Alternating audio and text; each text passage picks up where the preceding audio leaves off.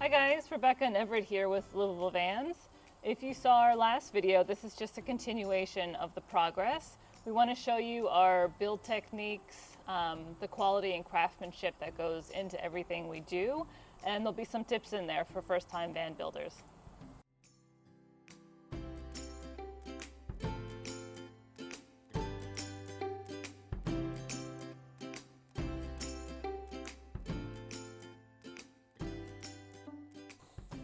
So if you saw our last video, we kind of stopped the plumbing right here. But what we've done is we ran PEX piping all the way to the sink, and there's no fittings that are hidden behind the wall or anything. All the shark bite fittings are exposed. So the one fitting is here, and then the next one's over here. So we ran it behind. This will be the fridge area. And then in the sink area, the cold water gets filtered through this 3-stage filtration system. This is the one we used when we were traveling, and highly recommend it. But then, the hot water goes to the sink, and then both of these tubes will go to the shower area. So underneath the sink here, we have a HEPFO P-trap. So instead of your normal P-trap, it just goes through this, and this will prevent smells coming in from the gray water tank.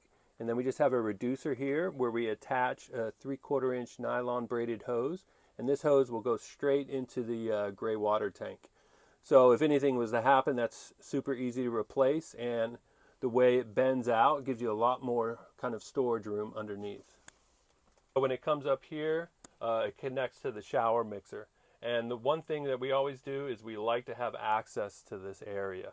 If this was completely closed off, you would have a big project to do if anything went wrong.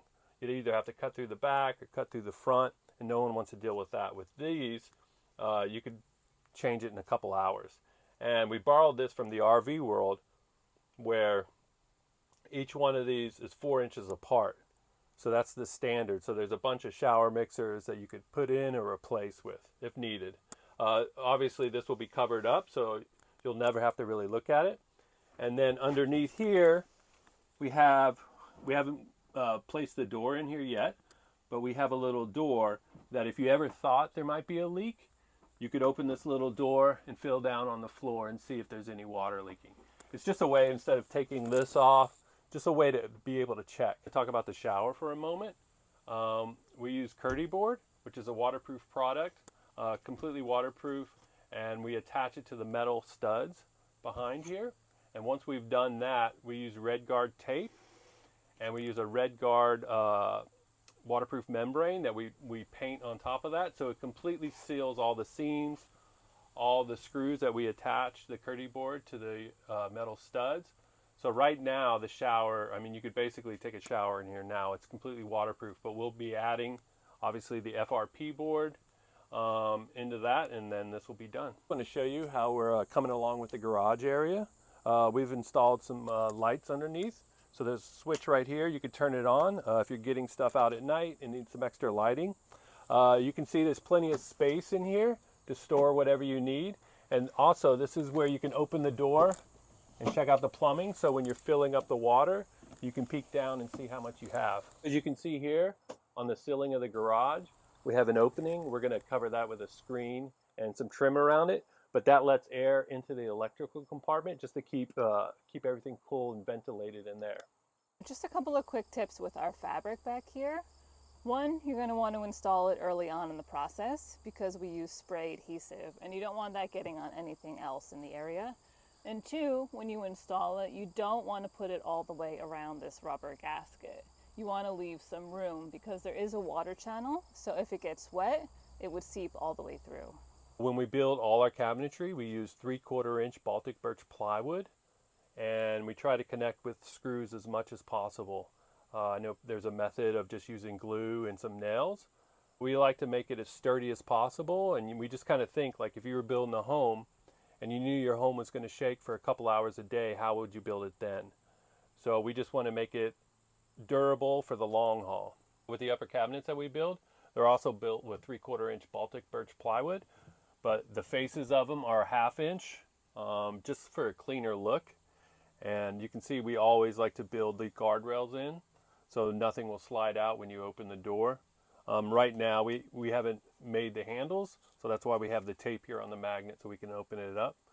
You can see that we route out a way for the light, the wires to go out, and we're going to have 1/4 inch plywood on top of here and then on the back so you can't see anything. But also, like when we attach these to the walls, we try to use as many points as possible.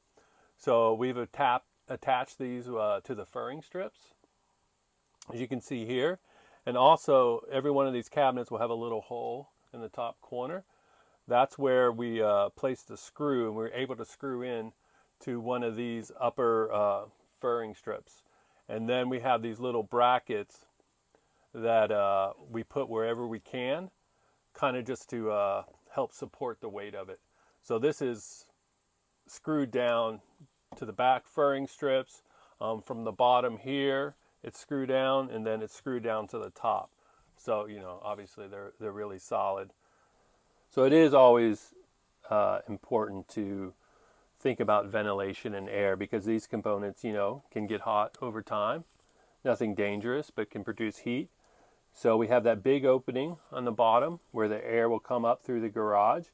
And then we have all those holes placed around, you know, one behind the inverter so it can spit out the hot air. There's a big hole behind the DC to DC charger and the charge controller for the solar.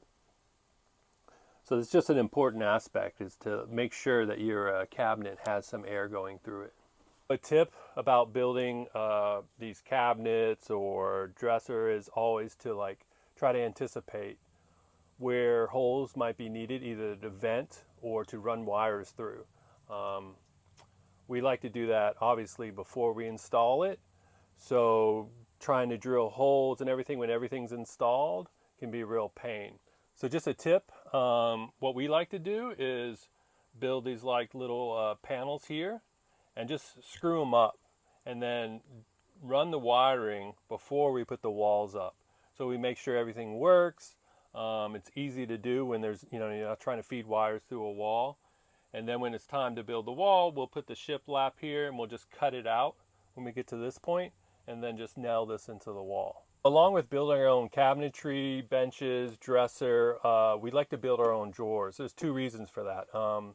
One, we want to be able to customize the size, but 2, we want to make them super strong. You know, when you're traveling and you have something heavy in there, you know, it's going to bounce around. We just want to make it to where there's no wear and tear and no worries in the future. So instead of just using glue and nails to do it, we add a bunch of screws. And you can see on the front and on the back here, we have pocket hole screws holding in the sides. And then the bottom, to bring all this together, we added a bunch of other screws. So these will hold up through anything. So when building one of these van conversions, you always run into problems that you need to figure out a creative solution for. Like here, in this section of the plumbing area, you know, you have a false kind of bottom floor that you lift up, and you'll be able to work on anything or check anything out if you ever need to. So you put that down, but also here you have an exposed gravity fill in the tubing. Now we don't want to build something where you could throw in your shoes or your backpack and hit this or loosen it up. So what we do is we build this little box that goes around here and just drops in here.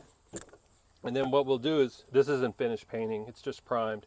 We'll screw into here, so it'll always be in here, and you can still lift up the floor and check anything out. And if you need to, you could just unscrew this, pop this off, and then you'll be able to get to the gravity fill. So there's many challenges when building a van. These are kind of like the fun problems to solve. Putting the fridge in here, we had to figure out a way for it to go all the way back and fit, and the wheel well was in the way. So we made this platform completely level with the wheel well. So now the fridge will rest mostly on this, but also 1 foot will be on the wheel well. When installing a fridge in your van, we think one of the most important things is good ventilation. Your compressor is going to heat up, so you want somewhere for that air to go to. So behind the fridge there's no wall, so the air can escape through there.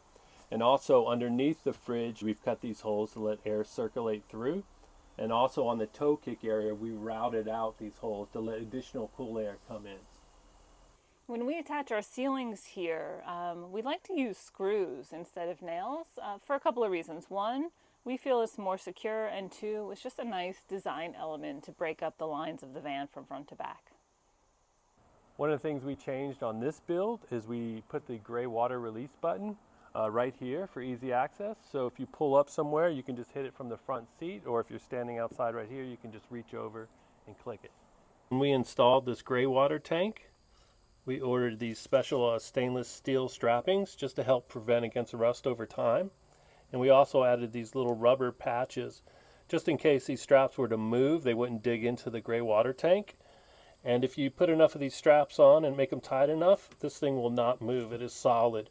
One important thing we did is using an extended drain in the shower. So it basically comes to the bottom of the van, and we've attached this piping right to that.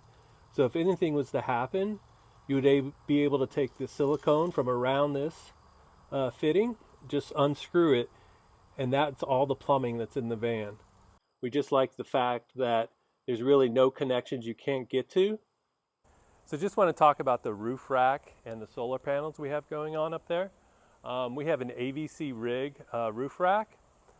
We like this for several reasons, but one of the biggest ones is 60 inches wide, so we can fit our solar panels in there. And as you can see, we have a max air fan in the front, and we have our Dometic 2000 RTX air conditioner in the back. We've installed a WeBoost antenna on top. This will just help get you a better cell phone signal when you're out in the middle of nowhere. For our solar, we have 6 100-watt Renogy solar panels up there. We have these wired in series parallel. There's 2 reasons for that. The first reason is if you wire all these panels in series, you're just going to have to keep adding up the voltage, which would mean we'd have to get a bigger charge controller. And the second reason is if you get a little shade on one of the panels, it kind of affects all the panels in that series. So with them separated in 2 strings of 3 apiece, if you get a little bit of shade on one of the panels, it'll only affect the other 2 and not all the 6 panels on top. Thanks for watching the video, and if you have any questions or you want to reach out to us about converting your van or possibly buying this one, you can reach us at livablevans.com. There'll be a link in the description.